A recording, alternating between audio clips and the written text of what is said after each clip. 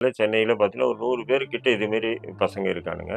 இவனுங்க எல்லாமே போதைப் பொருள் கடத்துறது தான் இவங்களுடைய பிரதான தொழிலா உதயநிதி ஸ்டாலின் கிட்ட வராரு, பார்க்குறாரு, போறாரு, வராரு, போறாரு அப்படின்னும்போது, "இவன் யார்றா?" அப்படின்னு சொல்லிட்டு நிச்சயம் அவருக்கு தெரிஞ்சிருக்கும்.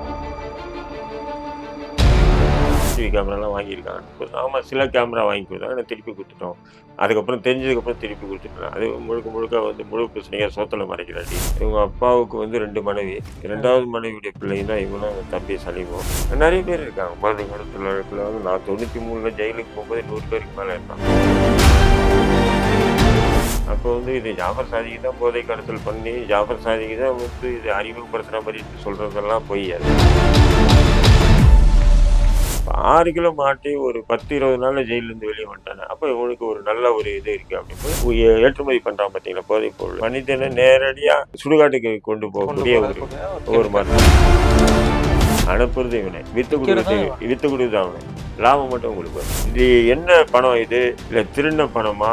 ஊழல் பண்ண பணமா? போதை வஸ்து கடத்தின பணமான்னு எவனுமே கேட்க மாட்டான். அதிகாரிகள் நிச்சயம் தகவல் சொல்லியிருப்பாங்க. சொல்லியிருக்கும் போது நீங்க ஏன் அதை உள்வாங்கிட்டு இது போன்ற நபர்களை தூரமா ஆக்கல? பாஜக என்ன பண்ணுதுன்னா கூப்பிட்டு மிரட்டுது. நீங்க எக்காரணம் கொண்டு அதிமுக கூட்டணிக்கு போகக்கூடாது.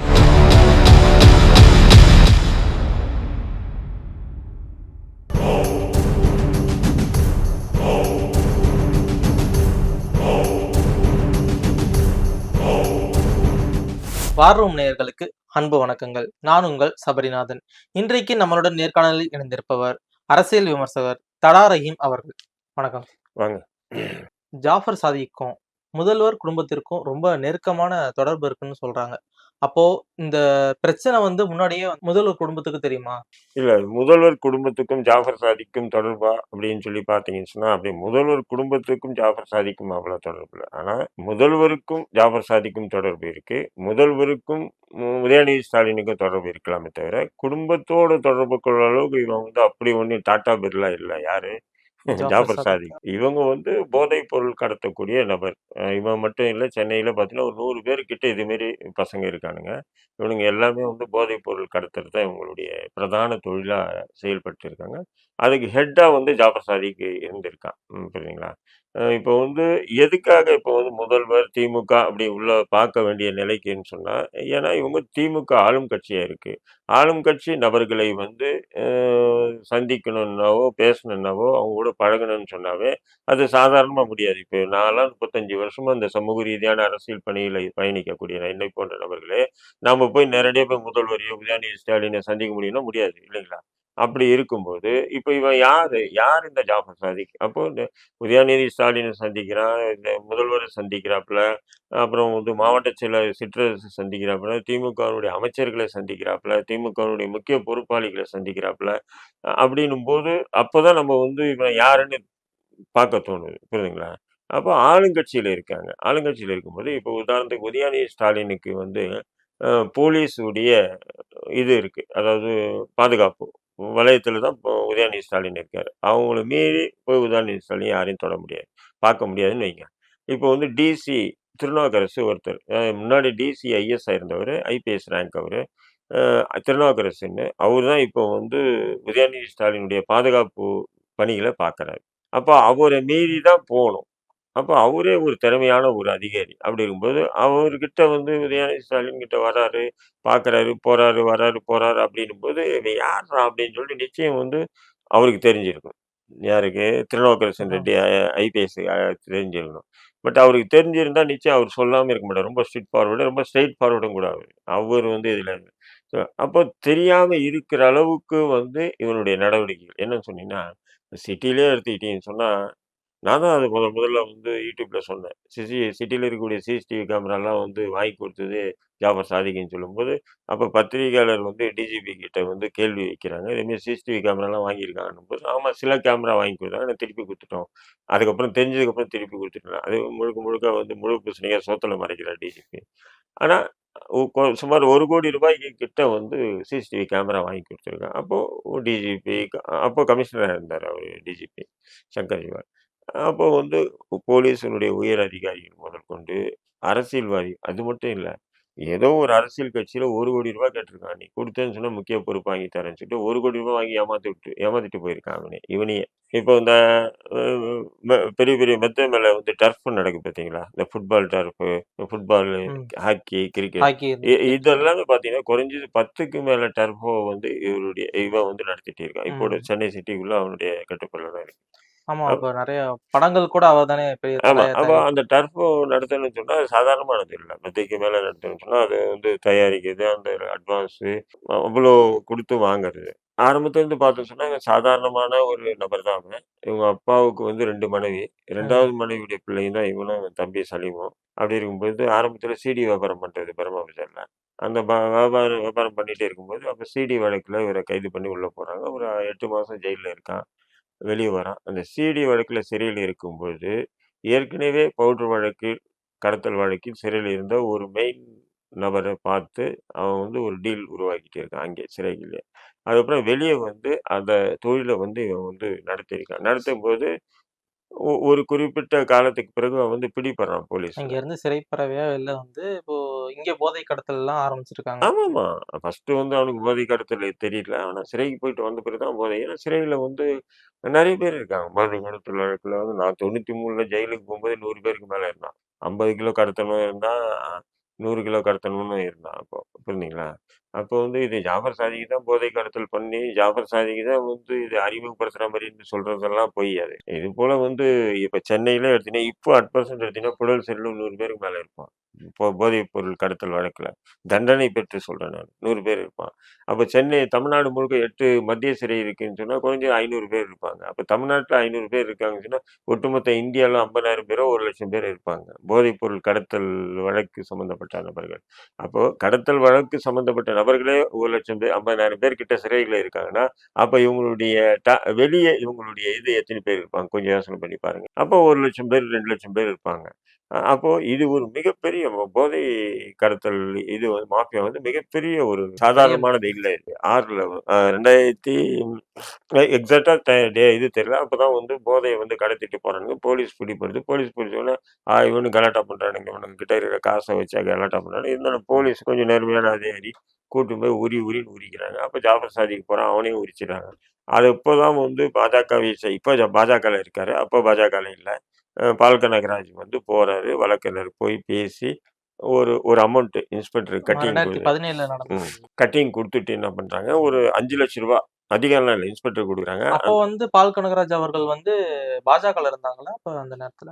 அந்த நேரத்துல பாஜகல இருந்தாங்கன்னா இல்ல. ம். அந்த நேரத்துல இல்ல. அந்த கட்டிங் குடுக்கும்போது இல்ல. அப்போ வந்து அவரு வழக்கறிஞர். அவரு எப்பவுமே வந்து பேக்டோர் வழக்கறிஞர் அவரு. எப்பவுமே வந்து வழக்க வந்து நீதிமன்றத்துல வாதாடி ஜெயிக்கிறதோட, பேசி கரெக்ட் பண்ணுவாரு அவரு. பால் கனகராஜ பொறுத்தவரையும். அப்படி இருக்கும்போது போய் பேசியிருக்காரு. பேசிட்டு ஒரு ரூ. 5,00,000 காசு குடுத்துருக்காரு. அவங்க என்ன பண்ட்டாங்க, அந்த போதைப் பொருள் அந்த பொ பாக்கெட்ட அப்படியே எடுத்துட்டு, அதுக்கு பதிலா இவங்க குடுத்த மாவ எடுத்துட்டு போய் வச்சுட்டாங்க. மாவ வந்து ஃபாரன்சிக் ரிப்போர்ட் அனுப்பிச்சா, ஃபாரன்சிக் இது வெறும் மாவு இது. இடியாப்ப மாவுன்னு சொல்லி அனுப்பிச்சுட்டான். அப்போ வந்து அந்த வழக்குலேருந்து ரிலீஸ் ஆகுறாப்ல. அப்போ ரிலீஸ் ஆன பிறகு வந்து இந்த பவுடர் வியாபாரிகள் இருக்காங்க, கடத்தல் வியாபாரிகள். இவங்களுக்கு மத்தியில இவனுக்கு ஒரு நேம் உருவாயிடுது. எப்புட்றா அவன் 6 கிலோ மாட்டி 6 கிலோ மாட்டுனாலாம் முடிஞ்சது 10 வருஷம். 10 வருஷத்துக்கு கம்மி யாரும் வர முடியாது. இப்ப 6 கிலோ மாட்டி ஒரு 10, 20 நாள்ல ஜெயில்லேருந்து வெளிய வந்துட்டானே, அப்ப இவனுக்கு ஒரு நல்ல ஒரு இது இருக்கு அப்படிங்கும்போது, அப்ப இந்த குரூப் எல்லாம் ஒண்ணு சேரும்போது, இவன் வந்து இவனுக்கு வந்து வியாபாரமும் சூடு பிடிக்குது. எது? இந்த போதை கடத்தல் போதை கடத்தல் வியாபாரமும் வியாபாரம். சரி. அப்ப மலேசியா போன்ற நாடுகள் மூலியமா அனுப்புறாங்க. மலேசியா ரொம்ப ஸ்ட்ரிக்ட். அத பார்த்தோனே ஹேங்கிங் குடுத்துறாங்கன்றது. அங்க நிப்பாட்டிட்டு, கொரோனாக்கு பிறகு தான் ஆஸ்திரேலியா, நியூசிலாந்து போன்ற நாடுகளுக்கு இவனுங்க ஏற்றுமதி பண்றானுங்க. இப்போ உதாரணத்துக்கு பார்த்தீங்கன்னா, இப்ப கஞ்சா எடுத்துக்கிட்டீங்க, பவுடர் எடுத்துக்கங்க, அபீன் எடுத்துங்க. இது எல்லாமே பார்த்தீங்கன்னா, இயற்கை உடைய இதிலிருந்து விளையக்கூடிய ஒரு பொருள் அது. இப்ப கஞ்சா எடுத்துக்கிட்டீங்கன்னா, அது ஒரு செடி தான் அது. கஞ்சா செடி தான். அந்த ஆமா. செடிய வந்து பிடுங்கி, அதுல வந்து அந்த ஒரு இதுல போட்டு ஊற வச்சு, மண்ணுல பொதைச்சுட்டு, அதை எடுத்து மறுபடியும் கொஞ்சம் லைட்டா கெமிக்கல போட்டு தான் கஞ்சா உருவாகுது. அதேமாரி அபீமும், பவுடரும் அப்படிதான். அது ஒரு காய் அது. அந்த இதுல அந்த மலைகள்ல இருக்கக்கூடிய அந்த காய். அந்த காயை எடுத்து, அந்த காய காய வச்சு, அந்த காயில இருக்க தூளாக்கி, அதுல சில லைட்டா கெமிக்கல போட்டு போதை வஸ்தா உருவாக்குறாங்க. பட் இவன் ஏற்றுமதி பண்றான் பார்த்தீங்களா, போதைப் பொருள். இதுல எதுவுமே அப்படி இல்ல. இது பியூர் கெமிக்கல். Pure chemical. ம். அதாவது மனிதனை நேரடியா சுடுகாட்டுக்கு கொண்டு கொண்டு போகக்கூடிய ஒரு போறக்கூடிய ஒரு ஒரு கெமிக்கல். மருந்து கெமிக்கல். ம். அதெல்லாம் வந்து அப்படி இல்ல. நேச்சுரலோட கஞ்சாவா இருக்கட்டும், அபீமா இருக்கட்டும், பவுடரா இருக்கட்டும், அது இயற்கை செ இதோட கொஞ்சம் போதையா இருக்கும் அது. இது அப்படி இல்ல. நேரடியா இல்ல அப்படின்னும்போது, நேரடியா சுடுகாட்டு தான் அவனுக்கு. ரொம்ப லாங் இதெல்லாம் இல்ல. இப்ப இது போன்ற ஒரு கொடிய எண்ணம் படைச்ச நபர்களால தான் இது போன்ற ஒரு போதை வஸ்துகள உருவாக்க முடியும். சாதாரண எண்ணம் படைச்சவங்களால வந்து உருவாக்க முடியாது. ஒரு கொலை கூட பண்ணிடலாம். அது ஆத்திரத்தின் அடிப்படையில, ஏதோ தனக்கு ஏற்பட்ட விரக்தியின் அடிப்படையில நடந்துறது கொலை. ஆனா இது கொலைய விட ஒரு கொடூரமான ஒரு செயல் இது. ஏன்னு சொன்னா, ஒட்டுமொத்த ஒரு சமூகத்தையே நாசமாக்கணுன்ற திட்டமிடல் இது. புரியுதுங்களா உங்களுக்கு?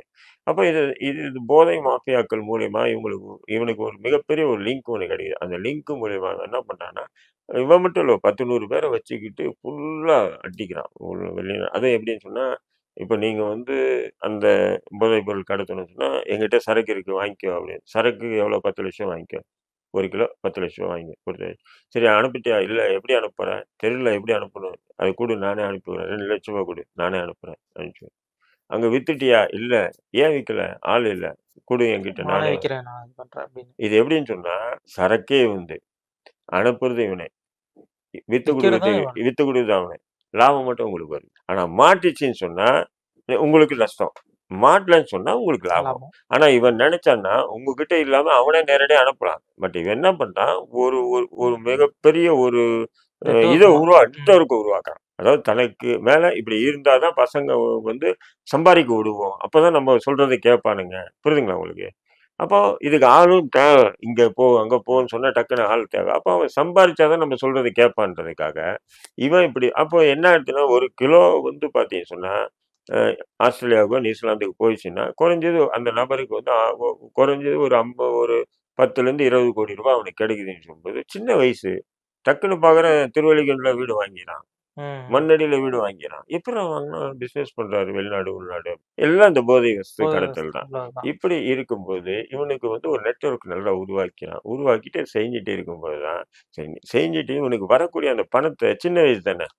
அவனுக்கு தெரியும் தம்பி. அந்த பணத்த வந்து தன்ன வந்து ஒரு பிரபலம் ஆக்கிணும். அப்படின்னா வந்து தயாரிப்பாளரா, சினிமா இல்ல தயாரிப்பாளரா? தன்னை ஒரு ஒரு நேம் உருவாக்கணும் அப்படி போதை வஸ்து. அதுல கிடைச்ச அந்த பணத்த வந்து இவனுக்கு எப்படி செலவு பண்ணணும்னு தெரியாம, அரசியல் கட்சிகளெல்லாம் வாரி குடுத்துருக்கான். சமீபத்தில் கூட ஒரு அரசியல் கட்சி மாநாட்டுக்கு ₹1,00,00,000 குடுத்துருக்கான். அசால்ட்டா தூக்கி. அசால்ட்டா ரூ. 1,00,00,000. ₹1,00,00,000 சிசிடிவி கேமரா கமிஷனர் சொன்னாருன்றதுக்காக ₹1,00,00,000 குடுத்துருக்கான். புரியுதுங்களா?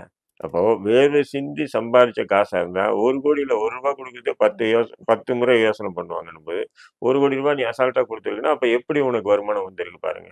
இது அப்ப என்ன பண்றான், அப்ப தனக்கு ஒரு நேம் வேணும்னா என்ன பண்றது? அப்ப அமீருக்கு ஒரு நேம் இருக்கு திரைத்துறை. திரைப்படத்துறையில ஒரு நேம் இருக்கு அந்த ஆளுக்கு. அப்ப அத நம்ம வந்து என்ன பண்ணோம், பயன்படுத்துவோம்ன்னு சொல்லி போய் அமீர திரைத்துறையில இருக்கக்கூடிய பெரும்பாலான நபர்கள் அமீர மட்டும் நம்ம குறை சொல்ல முடியாது. ஏன்னா பெரும்பாலான நபர்கள் அவங்கவங்களுக்கு ஒரு திறமை இருக்கும். அந்த திறமைய வெளிக்கொண்டாறதுக்கு ஃபைனான்சியர் வேணும்னு எதிர்பார்த்துட்டு இருப்பாங்க. அப்ப ஃபைனான்சியர் பணம் எடுத்துட்டு போனான்னா, இது என்ன பணம் இது? நேர்மையா சம்பாதிச்ச பணமா? இல்ல திருடின பணமா? அல்லது ஊழல் பண்ண பணமா? போதை வஸ்து கடத்தின பணமான்னு எவனுமே கேட்க மாட்டான். கேட்பாங்களா? கேட்க மாட்டாங்க. ஏன்னா அதாவது அந்த திரைத்துறையில வந்து அவங்களுக்கு இருக்கக்கூடிய அந்த திறமைகள், அது நடிகரா இருக்கலாம், நடிகையா இருக்கலாம், கதையாசிரியரா இருக்கலாம், பாடலாசிரியரா இருக்கலாம், ஒரு இசையமைப்பாளரா இருக்கலாம். தனக்கு திறமைய எப்படியாவது வெளிய கொண்டு வரணும்னு துடின்னு துடிச்சுட்டு இருப்பானுங்க. அத இது போல யாருன்னா கிடைச்சான்னா பயன்படுத்துங்க. அப்படிதான் அமீர் வந்து பயன்படுத்தியிருக்காப்புல. அமீர இத குற்றவாளியா நெனச்சு நம்ம பார்க்க முடியாது. ஏன்னா ஜாஃபர் சாதிக் வந்து அமீர பயன்படுத்தான். முழுக்க முழுக்க பயன்படுத்தி அத வந்து இது பண்ணிட்டான். இப்போ என்சிபி விசாரணையில இருக்கு. ஒரு கால் அமீருக்கு தொடர்பு இருந்தா நிச்சயம் வெளிய வரும். அப்போ வந்து நம்ம அமீருக்கு ஆதரிச்சு பேச முடியுமா? முடியாது. இப்ப ஜாபர் சாதிக் எப்படி பேசுறோமோ அப்படிதான் அமீரையும் பேச வேண்டிய நிலைக்கு வரும். ஆனா, இப்போ அமீர குற்றச்சாட்டு பண்ண முடியும். ஏன்னா, நான் வந்து இந்த போதை வஸ்து கடத்தல் மன்னன்கள் கிட்ட நெறைய பழகியிருக்கேன். மத்தவங்க பழகுனா நான் பழகியிருக்கேன். அவங்க நிழல கூட அவங்க நம்ப மாட்டானுங்க. அந்த அளவுக்கு ரகசியமா செயல்படுவாங்க. கட்டின பொண்டாட்டிகிட்டயே பெத்த பிள்ளை கிட்ட கூட உண்மைய சொல்ல மாட்டானுங்க. ஏன்னா, எப்படியாவது தகவல் வெளியாகி லீக் ஆயிடுச்சுன்னு சொன்னா, அது பெரிய அளவுக்கு பாதிப்பை ஏற்படுத்தும்ல. இப்போ அந்த அளவுக்கு ரகசியமா இருக்கும்போது, நிச்சயம் அமீர்கிட்டயே ஏன் ஸ்டாலின் கிட்டயோ, இல்ல உதயநிதி ஸ்டாலின் கிட்டயோ சொல்ல வாய்ப்பு இல்ல. ஆனா எனக்கு என்ன சந்தேகம்னு சொன்னா, நீங்க ஆளுங்கட்சியா இருக்கீங்க. உங்களுக்கு விஜிலன்ஸ் அதாவது அதிகாரிகள் நிச்சயம் வந்து தகவல் சொல்லியிருப்பாங்க. சொல்லியிருக்கும்போது நீங்க ஏன் அத உள்வாங்கிட்டு, இது போன்ற நபர்கள தூரமா ஆக்கல? ஒரு கால் இன்னைக்கு மாட்டிக்கிட்டான் ஜாஃபர் சாதிக். இல்லன்னு சொன்னா, அவனே கூட இந்த பாராளுமன்ற தேர்தல்ல ஒரு வேட்பாளர திமுக என்ன பண்ணும்? நிக்க வச்சிருப்பான். முஸ்லிம்கள் சார்பா பிரதிநிதியா அறிவிச்சிருப்பாங்க. ஏற்கனவே இப்படித்தான் அறிவிச்சிருக்காங்க. இன்னைக்கு தேர்தல் தேதி அறிவிச்சிருக்காங்க. ஏப்ரல் 19ஆம் தேதி. இப்போ இதுல என்ன அப்டின்னா, டிஎம்கே அவங்களோட கூட்டணிய இறுதி செஞ்சுட்டாங்க. ஏடிஎம்கேவும், பிஜேபியும் இன்னும் அவங்களோட கூட்டணிய உறுதி செய்யல. இத பத்தி நீங்க என்ன நினைக்கிறீங்க? இல்ல இப்ப வந்து 7 கட்டமா தேர்தல் நடக்குது. ஃபர்ஸ்ட் கூட்டணி ஏப்ரல் 19லேருந்து ஆரம்பிக்குது அப்படின்ற மாரி தேர்தல் கமிஷன் ஆணையர் 3 பேர் வந்து வெளியிட்டிருக்காங்க தகவல். இது வந்து பார்த்தீங்கன்னு சொன்னா, திமுக கூட்டணி உறுதி செஞ்சுச்சு. யாரு? கம்யூனிஸ்டுகள் 2 கம்யூனிஸ்டுகள், விசிக, மதிமுக, ம். காங்கிரஸு, முஸ்லீம் லீக் இப்படி கூட்டணி வந்து உறுதி செஞ்சுட்டாங்க. இப்போ வந்து அதிமுக, பாஜக தான். இப்ப 2. இப்ப பாஜகல யாருன்னு சொன்னீங்கன்னா, அ தமிழ் மாநில காங்கிரஸ் அப்புறம் வந்து ஏசி சண்முகம் நீதி கட்சி, ஏசி சண்முகம், அப்புறம் பாரிவேந்தர் ஜனநாயக கட்சியா ஏதோ பாரிவேந்தர் அவர் கட்சி, அ இப்போ சரத்குமார் போன்ற குட்டி கட்சிகள் எல்லாமே வந்து பாஜக கூட கூட்டணி அப்படின்னு சொல்லி அதுல வந்து யாதவ் மகாசபை தலைவர் தேவநாதன் யாதவ் இவங்க எல்லாம் சேர்ந்து ஒரு இது அப்புறம் வந்து நம்ம ஜான் பாண்டியன் இவங்கெல்லாம் சேர்ந்து இப்போ வந்து இது பண்ணி இந்த பக்கம் அதிமுக பக்கம் வந்து பார்த்தீங்கன்னு சொன்னா, ஏற்கனவே திமுகல எப்படி இறுதி செய்யப்பட்டு விஷயம் வெளிய வந்துச்சோ, இது இப்ப அறிவிச்சுட்டாங்களோ, அதே மாரி அதிமுகல கூட இறுதி செஞ்சுட்டாங்க. ஆனா வெளிய விடாம இருக்காங்க. வெளிய விடாம இருக்க காரணம் என்னன்னு சொன்னீங்கன்னா, அதாவது அதிமுக கூட பாமகவோ, தேமுதிகவோ கூட்டணி வச்சீங்கன்னு சொன்னா, அது வந்து மத்திய அரசு ஒரு விதமான மிரட்டல் விட்டுட்டே இருக்கு. இப்போ பாமகவ பொறுத்தவரையிலும் பார்த்தீங்கன்னு சொன்னா,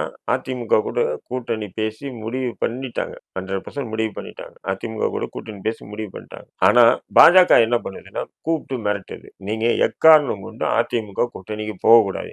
மீறி நீங்க அதிமுக கூட்டணிக்கு போனீங்கன்னா, ஏற்கனவே அன்புமணி ராமதாஸ் மீது இருக்கிற சிபிஐ வழக்க நாங்க தூசி தட்டி எடுப்போம். தூசி தட்டி எடுத்தோம்னு சொன்னா, அப்ப அமலாக்கத்துறை உங்கள கைது பண்ணும் அப்படின்னு சொல்லி மிரட்டிட்டு இருக்கிறதுனால, பாமக வந்து பாஜக கூட்டணிக்கு போறது தான். அதிமுக கூட்டணியிலேயே நம்ம ஏற்கனவே இறுதி செய்யப்பட்ட முடிவுல இருக்கிறதான்னு சொல்லி ஒரு 2ஆம் கட்ட நிலையில இருக்காங்க.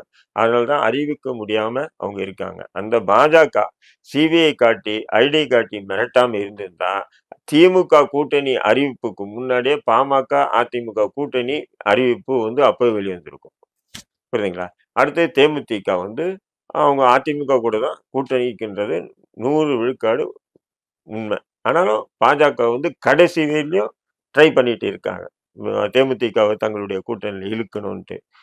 அப்படிங்கும்போது ஒரு கால் தேமுதிகவும், பாமகவும், முஸ்லிம் அமைப்புகளும் அதிமுக கூட கூட்டணி வச்சாங்கன்னு சொன்னா, நிச்சயம் அது மிகப்பெரிய ஒரு சவாலா இருக்கும். அதான் அதாவது தன்னுடைய குற்றங்களை பாஜக மறைக்கிறதுக்காக கத்தி, கூச்சல் போட்டு விஷயத்தை திசை திருப்புறது தான் அவங்களுடைய செயல். நீ வந்து உன் குடும்பத்துல உன் பொண்ணோ, உன் பையனோ, உன் பொண்டாட்டி இதே மாரி வந்து இந்த ஆன்லைன் சூதாட்டத்துல கலந்துக்கிட்டு நாசமா போனாங்கன்னா, அப்போ நீ உனக்கு சந்தோஷமா?